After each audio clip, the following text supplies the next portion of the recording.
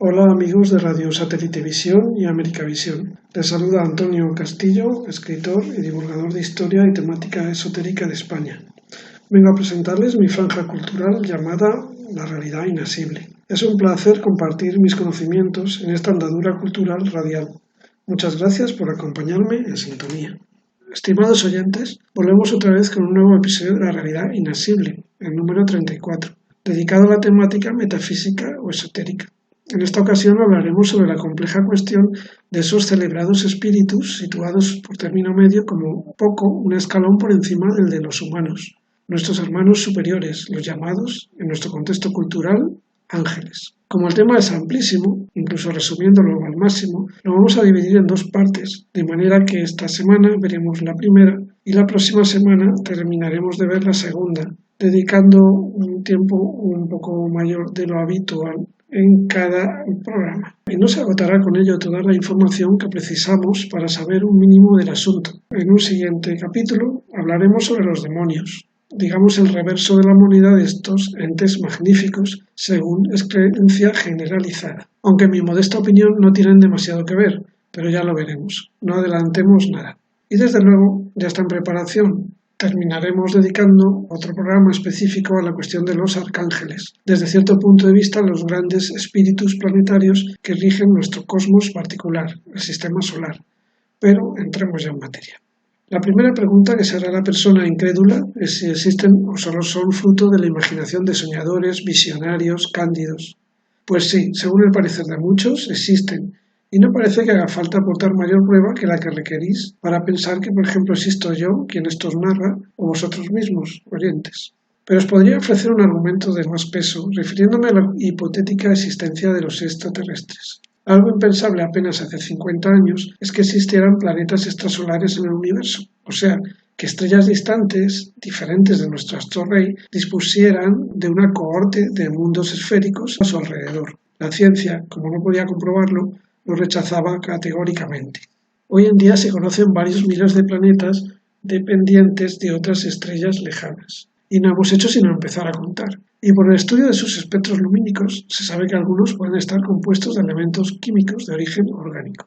Os aseguro que no pasarán muchos años para que la ciencia oficial, representada por algunas agencias como la NASA, etc., reconozca que en algún astro de nuestro entorno más próximo, por ejemplo en Marte o en algún satélite de Júpiter o Saturno, donde se sabe con toda seguridad que hay agua líquida, cuenta con vida en forma de microorganismos. Pues haced que vuestra imaginación alce el vuelo y pensad que dentro de unos pocos lustros, o quizás menos si consideran que estamos preparados para encajar la noticia, nos revelen que han contactado con vida inteligente.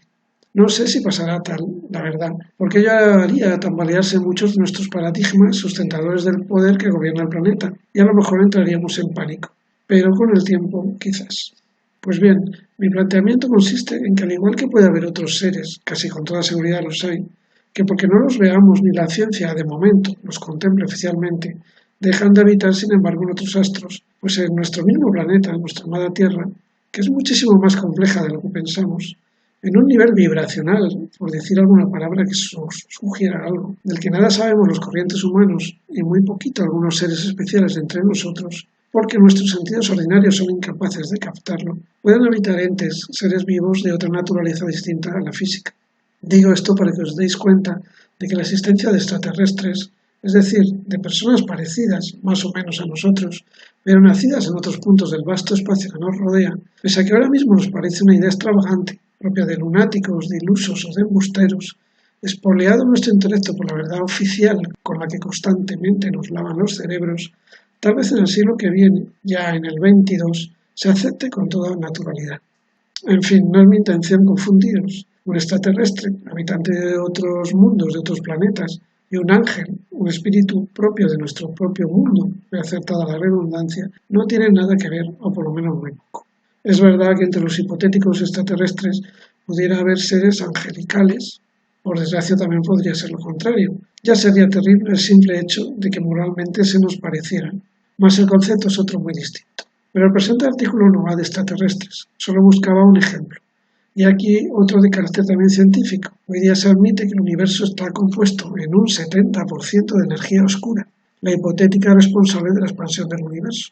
un 4% de materia de la que ya conocemos y manejamos, la ordinaria, entre gas interestelar y estrellas, y un 26% de la llamada materia oscura, necesaria para justificar la atracción gravitatoria que mantiene a los componentes de las galaxias unidos. Esta última, de la que casi nada sabemos, pero que las evidencias nos confirman su existencia, es absolutamente invisible para nosotros puesto que no interacciona con las ondas electromagnéticas como las de la luz visible, pero es real. Es decir, a nuestro alrededor hay, o puede haber, una materia y una energía de la que casi todo ignoramos porque nuestros sentidos y también nuestros aparatos son incapaces de distinguirlas. Así que, amigos oyentes, no le deis más vueltas. Por mucho que os pueda molestar, hay cosas reales que no veis, que no vemos, y de nada sirve enfadarnos con la persona que se atreva a informarnos de ellas. Y sobre todo mantener siempre la calma en todo momento. No os dejéis embargar por el desasosiego. Según la experiencia, esas posibles cosas que no vemos, para empezar, no ponen en absoluto nuestra integridad física en peligro, y su posible influencia sobre nosotros es por término general muy leve. Las anteriores afirmaciones no quieren decir que no haya gente que cuenta tonterías y embustes. Quizá yo sea de ese tipo, pero vosotros podéis juzgar y creer o dejar de hacerlo. Por otro lado, el mundo y la vida, los conceptos que lo sustentan, no sufren merma alguna si no creemos en otros asuntos que los que percibimos u otros con autoridad suficiente nos dicen que son verdaderos. Pueden seguir funcionando perfectamente incluso con esa merma. Dicho todo esto, sirva para hacernos una ligera idea de que en los niveles, digamos, suprafísicos, que nosotros somos incapaces de percibir, quizás puedan existir seres de otra naturaleza diferente a la nuestra, o mejor dicho, seres de una naturaleza parecida pero que no disponen de un cuerpo como el nuestro, un cuerpo físico, material, con el que puedan interaccionar con nosotros. Pues bien, según nos cuentan los grandes maestros, esos psiconautas de los que hablamos brevemente en el programa dedicado al libro tibetano de los muertos, en esos mundos invisibles habita una fauna variadísima de criaturas de todo tipo, y las más excelsas de ellas en todos los sentidos, seres de altísima energía y sutilísima materia, y pongo comillas en las 4 palabras, puesto que no las uso exactamente con el significado más habitual que les damos, y sobre todo provistas de una moralidad inmaculada, son las protagonistas del presente tratado, los llamados por antonomasia ángeles, y también devas, malaicas, etc., por otras culturas. Mi intención es introduciros primero en la teoría histórica sobre su gestación, el cuerpo de especulaciones teológicas y creencias populares sobre su naturaleza y condición, y lo que sabe la teosofía y la cábala sobre ellos, para terminar exponiendo mi particular teoría, o más bien hipótesis. En definitiva, conjeturas particulares que a mí me sirven, pero que nadie más tiene por qué compartir. Para concluir esta introducción, quería dejar claro que mucho de lo contenido en este artículo es mío, entre comillas, pero otra gran parte es de otros. Muchas veces cito al autor y o, entre comillas, o incluso pongo en cursiva o distinto tamaño de letra su aportación, algo que, por supuesto, no se va a notar a través de la radio. Pero en otras ocasiones lo expongo tal cual como si fuera mío. Y sí, lo confirmo, tiro bastante de Wikipedia y lo cito aquí, en este preámbulo, para no tener que repetirlo a lo largo del texto, pero por supuesto procuro no fusilarlo, salvo que no haya una forma mejor de enunciar una cuestión, y siempre añadiendo mis propias conclusiones y aportaciones. No está bien, lo sé, pero dado que ningún beneficio tengo de estas publicaciones, si acaso solo el placer de disfrutar organizando mis rudimentarios conocimientos, pues tengo el convencimiento de que esos otros pensadores que han dejado escritas reflexiones tan sabias estarán orgullosos y contentos de saber que sus trabajos son tenidos en cuenta y difundidos para bien de la humanidad. Llegados a cierto nivel de evolución, tenedlo seguro, bien poco te importa que otros utilicen tus aportaciones sin citarte. Vamos, salvo que ello sea crucial para no morirte de hambre, y me atrevería a decir que ni aún por esas. Pues empecemos. Espero que os guste el contenido y os sea de algún provecho. Hablaremos primero de la angeología cristiana. Dejemos que sea la propia Iglesia Católica, que ya en su oración del credo, esa profesión de fe recitada en la liturgia, llamada símbolo niceo, y en otras variantes de la misma, se hace eco de la creación del cielo y de la tierra, de todo lo visible y lo invisible, y subrayo esta palabra, por parte de Dios Padre, sea la que primero nos introduzca en el concepto, iniciando su definición con las palabras de uno de sus principales padres y doctores. San Agustín dice respecto a ellos: el nombre de ángel indica su oficio, no su naturaleza. Si preguntas por su naturaleza, te diré que es un espíritu. Si preguntas por lo que hace, te diré que es un ángel. Con todo su ser, los ángeles son servidores y mensajeros de Dios, porque contemplan constantemente el rostro de mi Padre que está en los cielos, Mateo 18:10. Son agentes de sus órdenes atentos a la voz de su palabra, Salmo 103:20. En tanto que criaturas puramente espirituales tienen inteligencia y voluntad. Son criaturas personales, tienen personalidad e inmortales que superan en perfección a todas las criaturas visibles. Después de la creación y a lo largo de toda la historia de la religión, encontramos a los ángeles anunciando, de lejos o de cerca, esa salvación y sirviendo al designio divino de su realización. Desde su comienzo hasta la muerte, la vida humana está rodeada de su custodia y de su intercesión. Nadie podrá negar que cada fiel tiene a su lado un ángel como protector y pastor para conducir su vida, según palabras de San Basilio Magno. Desde esta tierra, la vida cristiana participa por la fe en la sociedad bienaventurada de los ángeles y de los hombres unidos en Dios.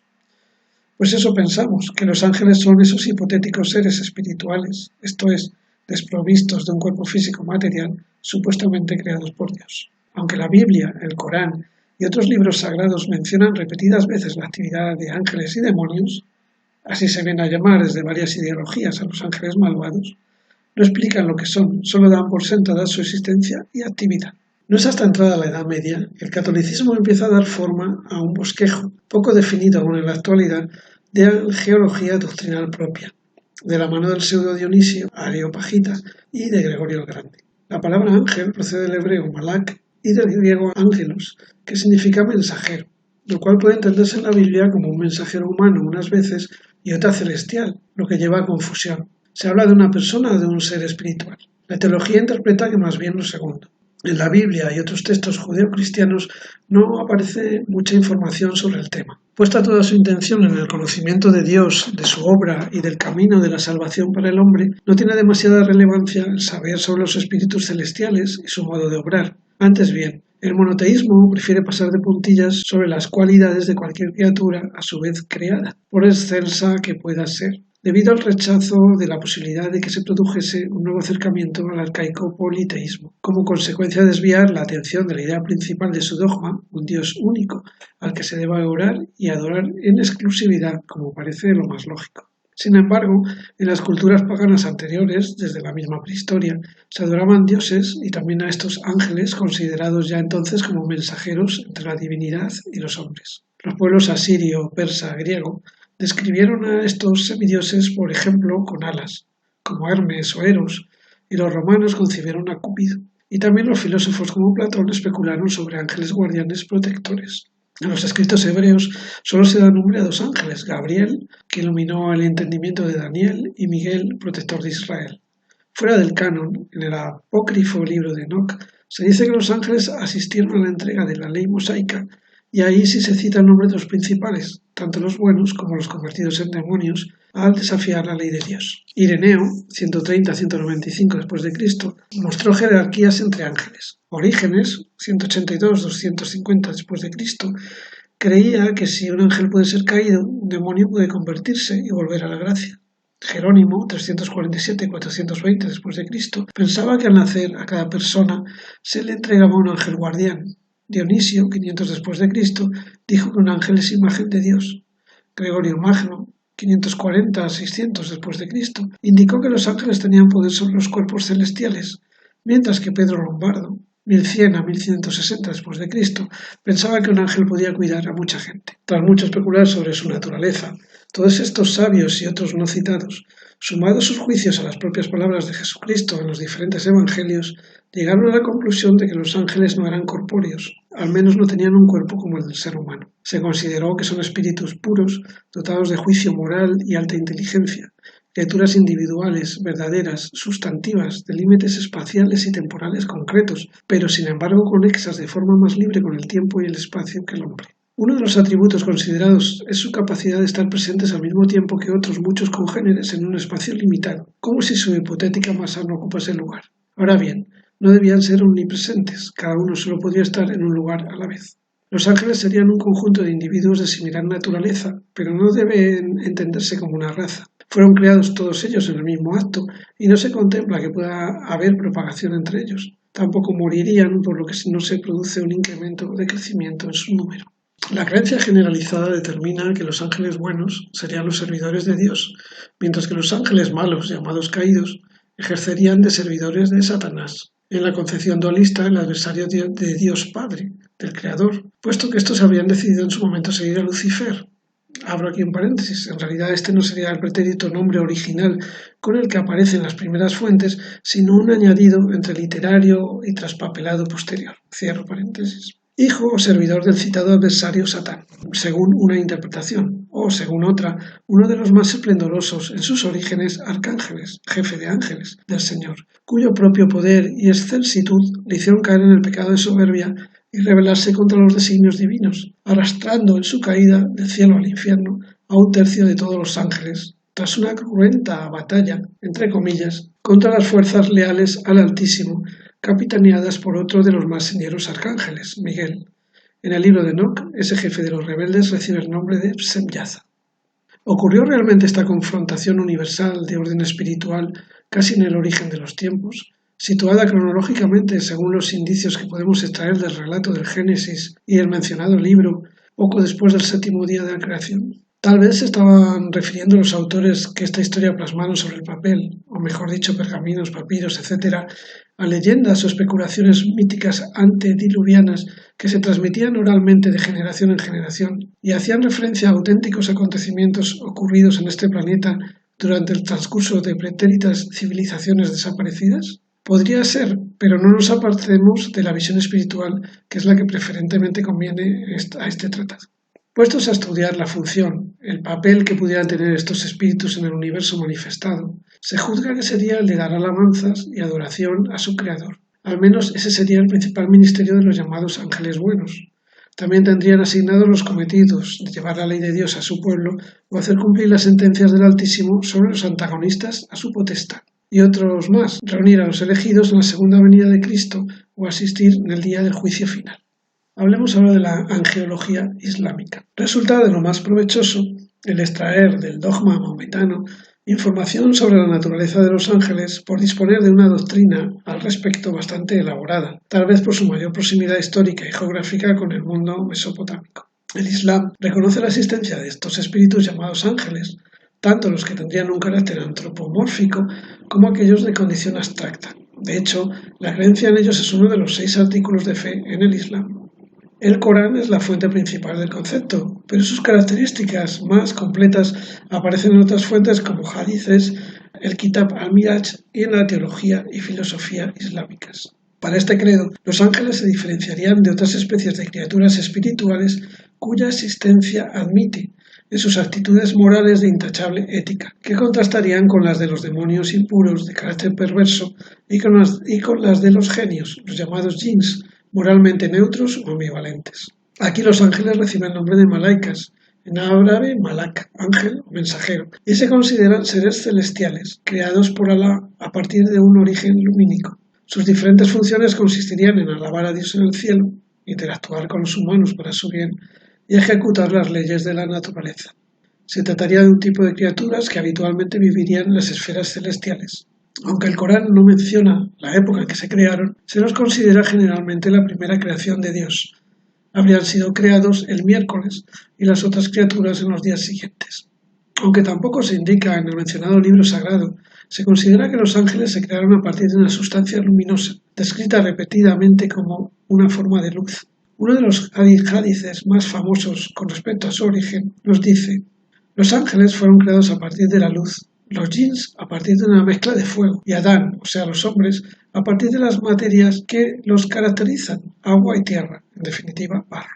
Nur, el término usado para la luz a partir de la cual se crean los ángeles, generalmente corresponde a la luz fría de la noche o la luz de la luna, en contraste con Nar, que corresponde al fuego o luz diurna y solar, de la cual se dice que fueron creados los ángeles de los castigos, es decir, demonios, pero más bien se refiere aquí a todos esos espíritus que en la Cábala y la Teosofía reciben el nombre de espíritus de la naturaleza y el Islam denomina jinns. Varios eruditos musulmanes fundamentan igualmente la división de los ángeles en 2 grupos creados a partir de diferente tipo de luz. Distinguen a los ángeles creados a partir del fuego que come pero no bebe, en oposición a los demonios creados a partir del fuego que bebe pero no come, que también es identificado como el fuego del sol. Otros estudiosos argumentan que no hay distinción entre Nur y Nar, la luz y el fuego, que ambos pueden ser vistos como la misma sustancia pero con diferentes grados de intensidad. Además de la luz o fuego, otras tradiciones también mencionan ángeles creados a partir de hielo o agua. Una de las principales características de los ángeles islámicos es su falta de deseos corporales. Nunca se cansan, no comen ni beben y carecen de ira. Al igual que las demás religiones monoteístas, los ángeles están caracterizados por su pureza y su obediencia a Dios. Sin embargo, su lealtad constante hacia el Creador no necesariamente implicaría ausencia absoluta de pecado, y ello justificaría la existencia de los llamados ángeles errantes, en cierta forma pecadores. El Islam describe a estas sublimes criaturas por lo general provistos de forma antropomórfica con añadiduras de elementos fabulosos, como alas de gran tamaño y vistosidad, delicados ropajes celestiales y extraordinaria belleza. Las más de las veces los ángeles anónimos son figurados con colores específicos, sobre todo el blanco, pero algunos de los conocidos, digamos los arcángeles, tienen un color distintivo, como el caso de Jibril, para nosotros Gabriel, que se asocia con el color verde, contradiciendo al criterio judeocristiano que asigna este mismo tono a Rafael por su relación con su poder sanador sobre los cuerpos y almas de los hombres. Se sigue discutiendo entre los sabios quién ostenta una categoría superior, si los humanos o los ángeles. La obligatoria postración de los ángeles ante el Adán islámico se suele interpretar como una prueba de la supremacía de los humanos sobre los ángeles. Sin embargo, otros mantienen que los ángeles son superiores a ellos al estar libres de defectos morales relacionados con el mundo material y sensual como la ira y la lujuria. Contrariamente argumentado, los humanos deberían estar por encima de los ángeles, ya que para los primeros es más difícil ser obedientes y adorar a Dios ante las tentaciones de todo tipo, en contraste con los segundos, cuya vida es mucho más fácil y por tanto su obediencia menos significante. Hablemos de la naturaleza de los ángeles islámicos.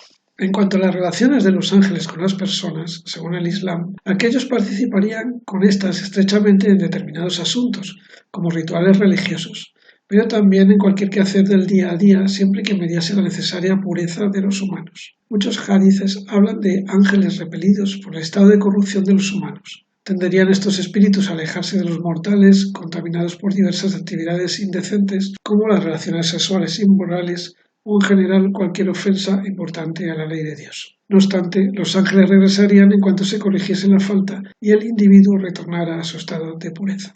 Esta ausencia temporal de ángeles en las inmediaciones de la persona podría originar a la misma serios trastornos. Al expulsarlos, para empezar, los Kiraman Katibin, Rakib y Atid, estos espíritus encargados del registro de las acciones de las personas, las buenas y las malas, así como los dos ángeles de la guarda, el anterior y el posterior, según contempla la tradición islámica, no realizarán sus tareas asignadas dejando un tanto inerme al individuo. Para Masinri, otro hadiz especifica que durante ese estado de impureza, las malas acciones seguirán, sin embargo, escribiéndose en el libro de Atid, pero no las buenas apuntadas por Rakib. En otra parte se especifica que cuando una persona dice una mentira, los ángeles se retiran a causa del hedor que emana de esta. Y también se apartan de los humanos cuando se muestran desnudos o se bañan indecentemente, y no a causa específica de esta desnudez, sino impelidos por los inicuos pensamientos que esto provoca en el autor o en los testigos del hecho. Otra cualidad peculiar de los ángeles de las que los hombres se ven privados durante ese apartamiento por impureza sería el de su función como inspiradores de pensamientos opuestos a los waswas, tentaciones susurradas, de Saitán, de Iblis, es decir, de nuestro Satán. Cuando la filosofía islámica se refiere a los ángeles, frecuentemente los define como criaturas incorpóreas. Por ejemplo, Ibn Sina y Al-Kindi los reducen a sustancias simples, lo que significaría que se hallan adscritas a las esferas celestiales, concepto comparable al de la astronomía tolemaica, genuinamente dotados de vida, de inteligencia e inmortales. Ello en contraste con las llamadas entidades sublunares, como serían los humanos y los animales, que están dotados de vida y el primero además de intelecto, pero son mortales. Zakaria al-Qazvini también asigna a los ángeles a las esferas celestiales, distinguiéndolos de los animales, aunque ambos poseen el atributo de la vida. Es significativo que al-David incluya en sus obras zoológicas animales, humanos, jinns e incluso demonios. Abro un paréntesis, estos en esencia serían un tipo superior de jinn, en el sentido de mayor poder intelectual, uno de los llamados ifrits, cuyo libre albedrío le ha inclinado decididamente hacia el mal. Cierro paréntesis. Pero no ángeles. Este pensamiento cosmológico, mantenido por otros eruditos como Al-Farabi e Ibn Sina, tiene un gran parecido con la cosmología de emanación neoplatónica, identificando a los diferentes ángeles del Islam con nous, con intelectos y dividiendo el cosmos en diferentes esferas. Sin embargo, los eruditos islámicos Insisten en que todas las esferas celestiales en su conjunto forman un solo cuerpo y son movidas por Dios, en contraste con la cosmología aristotélica en la que Dios solo mueve la esfera exterior. Según Ibn Sina, en contradicción con Al-Farabi, Dios no sería parte del esquema de emanación. Por el contrario, Dios emanaría cosas de acuerdo con su voluntad. A través de la manifestación de Dios, los intelectos serían conscientes de su creador y también de su propio papel en el universo. Además, Ibn Sina distingue entre dos tipos de ángeles, uno abstracto, completamente ajeno a la materia, y otro semicorpóreo, con forma, que existe constituido por un tipo de materia superior, más etérea. Estos últimos serían, precisamente, gracias a su materialidad y a su corporeidad, los encargados de llevar mensajes entre las esferas celestiales y el mundo sublunario, apareciendo en las visiones. Por lo tanto, los ángeles superiores habitarían en esferas más altas, en el Alam al-Yarabut, el reino de la inexistencia y lo no manifestado, mientras que sus ángeles subordinados residirían en un reino intermedio, el Alam al-Malakut, o mundo espiritual e intelectual, invisible para los humanos, mientras el Alam al-Mulk, el reino de lo corpóreo y lo visible, y de la materia densa, sería el propio de hombres, animales y también, parcialmente, de los jinns. El ya citado Al-Qazwini, por su parte, aún considera un tipo inferior de ángel, los terrenales, asimilables a las fuerzas internas de la naturaleza, encargados de mantener las leyes de la vida física y al mundo material en orden, no desviándose nunca de su misión. Estos pueden ser equiparables a los espíritus de la naturaleza del esoterismo occidental y quizás, me cabe la duda, a los propios jinns islámicos en su aspecto superior. En ese caso, los componentes de esta tercera clase tal vez sí vivirían a caballo entre el Alam al-Malakut y el Alam al-Mulk. Este filósofo creía que la existencia de estos ángeles podía probarse por la razón y por sus efectos sobre los objetos asignados a su cuidado. La filosofía islámica hizo hincapié en que los humanos poseen a la vez cualidades angelicales y demoníacas, y que el alma humana podía ser vista como un ángel en potencia o un potencial demonio, ello dependiendo de si se desarrollaba el alma sensual o el alma racional.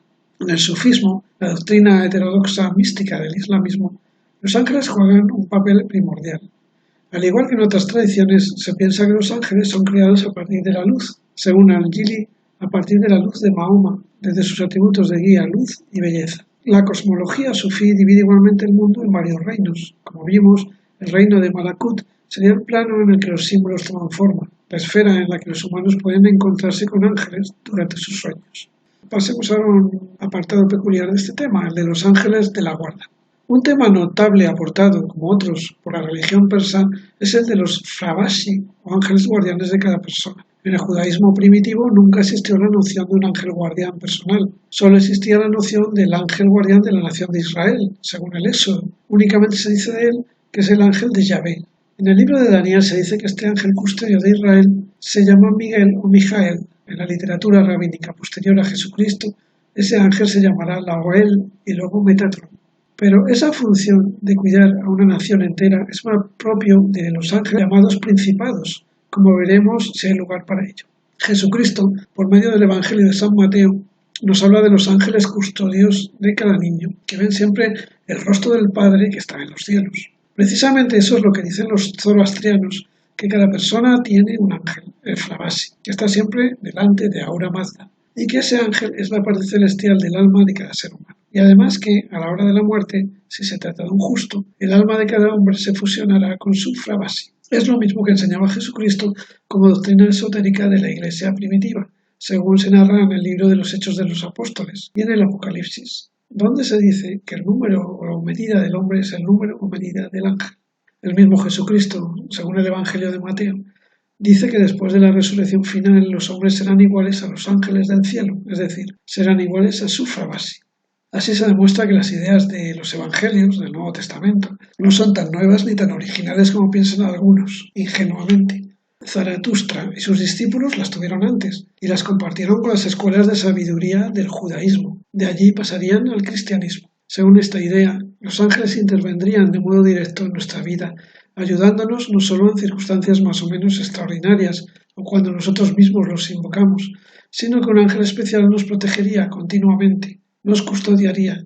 Este sería el ángel custodio o de la guarda, nombre ya sugerido por el Salmo 90:11. ¿Qué ayuda puede prestarnos nuestro ángel custodio? Se excluye que pueda mover directamente nuestra voluntad, ya que cualquier influjo directo sobre ella por parte de otra criatura comprometería nuestra libertad, nuestro libre albedrío. Sin embargo, el campo de la actividad angélica es amplio. Están las exaltaciones emotivas e incluso la fantasía, las figuraciones de la imaginación, por medio de las cuales los ángeles pueden quizás ser capaces de ejercer su influencia, digamos indirecta, sobre nuestra voluntad y también sobre nuestra inteligencia. No tal vez consiguiendo un influjo consciente en nosotros, pero sí alcanzando, a través de la insistencia en imágenes o buenas inclinaciones, a conmovernos y atraernos hacia las buenas acciones en detrimento de las malas tendencias, induciéndonos a atesorar obras virtuosas y apartarnos de las inmorales. Ello constituye la protección frente al mal tanto físico como moral. El ángel custodio influirá en la imaginación del protegido tanto como en la del adversario, para evitar a tiempo, y sin que se den cuenta, incidentes y tentaciones demasiado graves. No hay que olvidar, además, que el ángel custodio, según Tobías, ora por su protegido y ofrece junto con él sus obras buenas a Dios. Nuestra actitud espiritual para con los ángeles custodios deriva de la doctrina expuesta. En cuanto a nuestro ángel de la guarda, San Bernardo escribe muy concisamente: respeto por su presencia, devoción por su benevolencia, confianza por su custodia.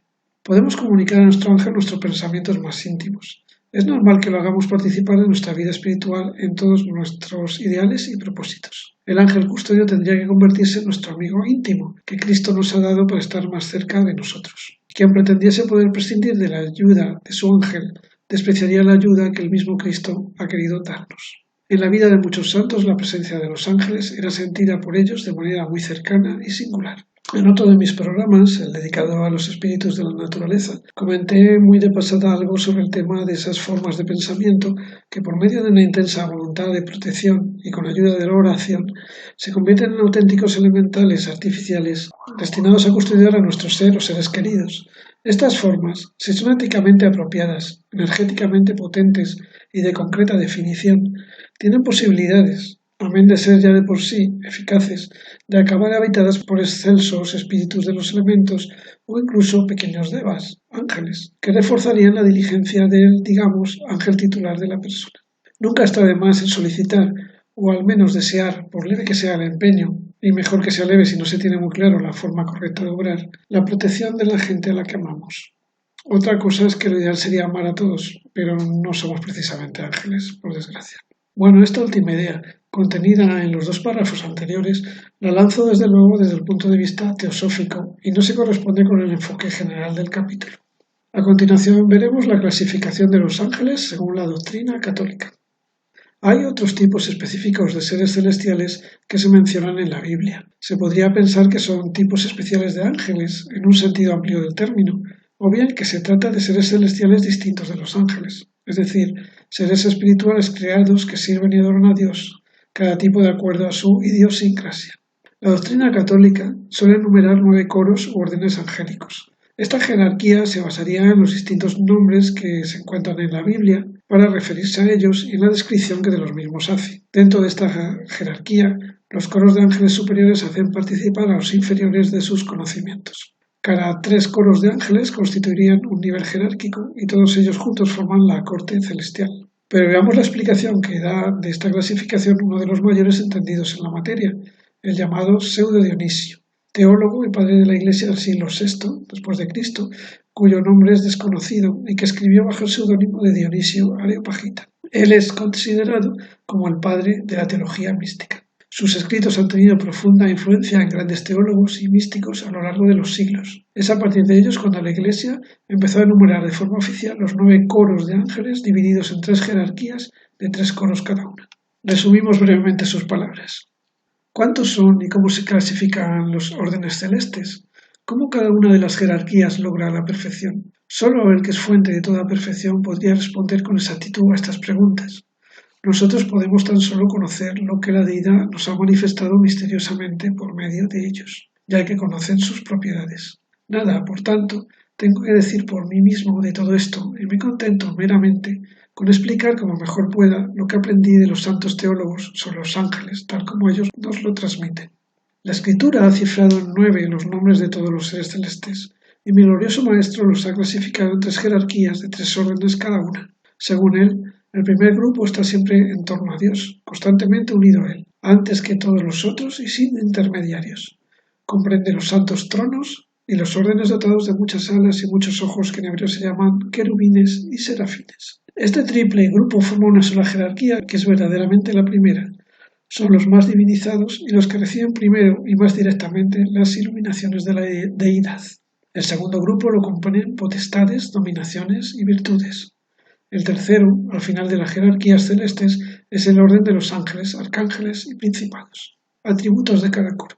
San Buenaventura, franciscano, superior general de su orden por 17 años, vivió en el siglo XIII, de 1221 a 1274. En 1588 Sisto V lo proclamó doctor de la Iglesia, asignándole el título de doctor seráfico, de serafín, que arde en amor por Dios. El Papa León XIII se refirió a él como príncipe de la mística. San Buenaventura, en la parte segunda de su obra conocida como Breviloquio, expone sobre la creación de los ángeles, la apostasía de los demonios y la confirmación de los ángeles buenos. A continuación, unos párrafos extraídos del citado texto.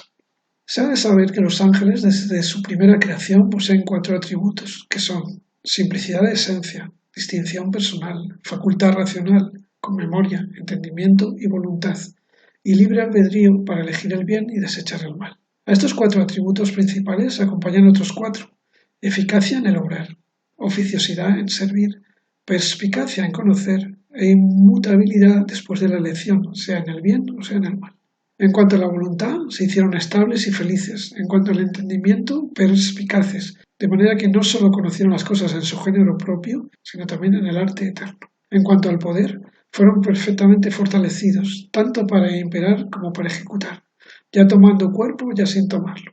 En cuanto al obrar, fueron perfectísimamente ordenados, de modo que ya no pudieran desviarse, ni subiendo a la contemplación de Dios, ni bajando al servicio del hombre, porque como ven a Dios cara a cara, siempre andan dentro de él a cualquier parte que sean enviados. Pues son movidos y obran según el orden jerárquico, iniciado en ellos por la naturaleza y consumado por la gloria, la cual, fijando la volubilidad del libre albedrío, ilustró la perspicacia, ordenó la oficiosidad y robusteció el poder conforme a los 4 atributos citados más arriba. La perspicacia de la razón en el contemplar se ordena principalmente o bien a la veneración de la majestad divina, o bien a la inteligencia de la verdad, o bien al deseo de la bondad. Y conforme a esto hay 3 órdenes en la primera jerarquía, correspondiendo a la reverencia a los tronos, la sabiduría a los querubines y la benevolencia a los serafines. A la perfecta eficacia pertenece la virtud imperativa, la virtud ejecutiva y la virtud expeditiva. La primera pertenece a las dominaciones, la segunda a las virtudes y la tercera a las potestades, de cuya incumbencia es apartar las potestades contrarias. A la perfecta oficiosidad atañe regir, revelar y socorrer. Lo primero es de los principados, lo segundo de los arcángeles y el tercero de los ángeles, pues vigilan para que los que están en pie no caigan y a los caídos les ayudan para que se levanten. Y así es evidentemente que todos estos atributos se encuentran en los ángeles en mayor o menor medida, descendiendo gradualmente de lo más alto a lo más bajo, pero cada orden recibe su denominación de aquello que sobresale más a su oficio. Pues tras escuchar las palabras de San Buenaventura, damos por concluido nuestro programa de hoy. Espero haya sido de vuestro agrado e interés. Os emplazo para seguir escuchando en el siguiente, Dios mediante, la segunda parte de este interesante tema. Creo que no os va a defraudar. Amigos de Radio Satélite Visión y América Visión, les anuncio que mi franja cultural, llamada La Realidad Inasible, producida y conducida por Antonio Castillo, escritor y divulgador de historia y temática esotérica de España, ha finalizado. Muchas gracias por acompañarme en sintonía. Hasta la próxima semana, en el día y hora que anuncia la emisora. Hasta luego.